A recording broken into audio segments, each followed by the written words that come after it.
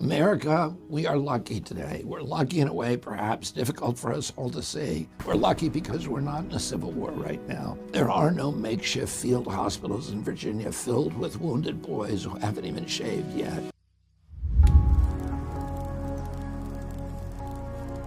Toward the end of the Civil War, Abraham Lincoln visited a 200-acre field hospital in Virginia, personally attending to thousands of wounded men who had seen hard fighting. Some of the patients were missing limbs, some were blind, some were scrawny with disease, and many of them were dying. And some were so young that Lincoln openly shook with sobs. One of these soldiers recalled that President Lincoln, quote, had a kind word for all of us. His voice, said an onlooker, was subdued. His eyes were mild but all-observing. The close grasp of his hand attested the sympathetic great-heartedness of this great man.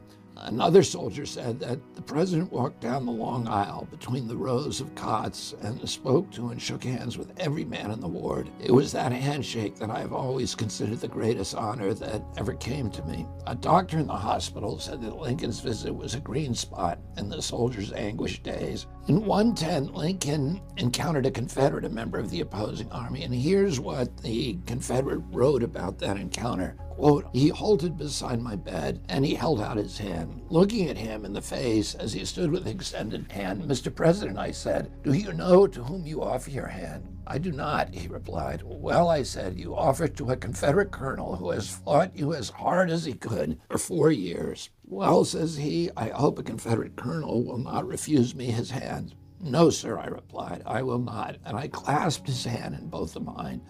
America, we are lucky today. We're lucky in a way perhaps difficult for us all to see. We're lucky because we're not in a civil war right now. We are, as I have said, in what may be called a cold civil war, and we need to stop our fighting. We need to stop the relentless bickering, the judging, the hating, and extend to each other a new handshake of reconciliation. If that assassin's bullet on July 13th in Pennsylvania had found its mark, the cold civil war that we're now immersed in could have gone hot. Not only President Trump, but maybe even our entire republic had a close brush with death. And a brush with death reminds us of what is precious. It reminds us of the preciousness of our loved ones and of life itself. And in this case, it recalls us to what is precious about our country. What is this experiment that we call America?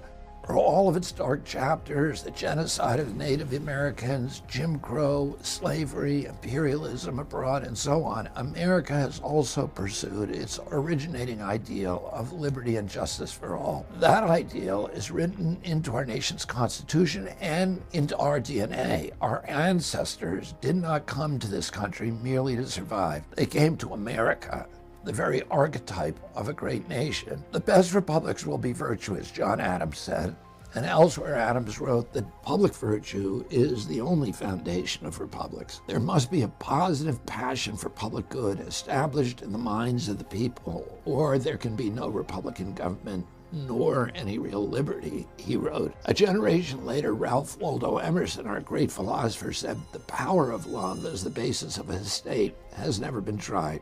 There is no way to enforce such virtues. Our founding documents, the Constitution and the Declaration of Independence, can inspire civic virtue, but in the end, it's really up to us to choose it.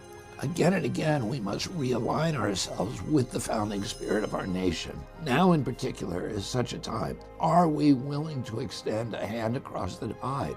Are we ready to renew ourselves as one nation indivisible? I believe that we are, and I believe that process, the process of reunion of our nation, has already begun. That's what my presidential campaign is about. The goals of ending wars, reversing chronic disease epidemics, restoring the middle class, getting corruption out of Washington, and so forth are important, but they're not the deepest core of why I'm here. Because a nation divided cannot accomplish any of these things. I'm here to bring unity to our country to the best of my ability as I serve all of these other goals. And that's what I'm going to continue to do with your help.